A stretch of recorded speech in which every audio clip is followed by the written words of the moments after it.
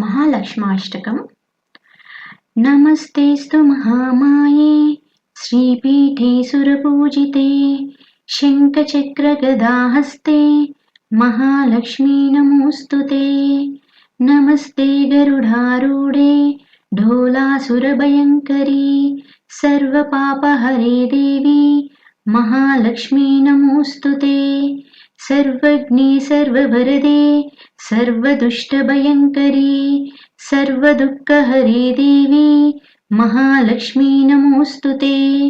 सिद्धिबुद्धिप्रदे देवी भुक्तिमुक्तिप्रदायिनी मन्त्रमूर्ते सदा देवी महालक्ष्मी नमोऽस्तुते। आद्यन्तरहिते देवी आदिशक्तिमहेश्वरी योगज्ञे योगसम्भूते महालक्ष्मी नमोऽस्तुते।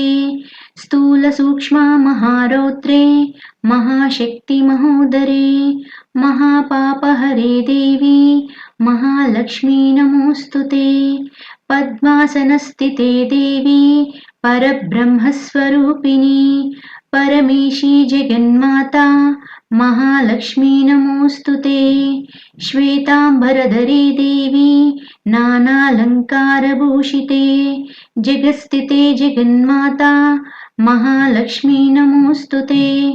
महालक्ष्माष्टकं स्तोत्रं यः पठे भक्तिमानरः सर्वसिद्धिमहाप्नोति राज्यं प्राप्नोति सर्वदा। एककालपठे नित्यं महापापविनाशनं द्विकालं यः पठे नित्यं धनधान्यसमन्विता त्रिकालं यः पठे नित्यं महाशत्रुविनाशनं महालक्ष्मीर्भवे नित्यं प्रसन्नवरदो शुभा।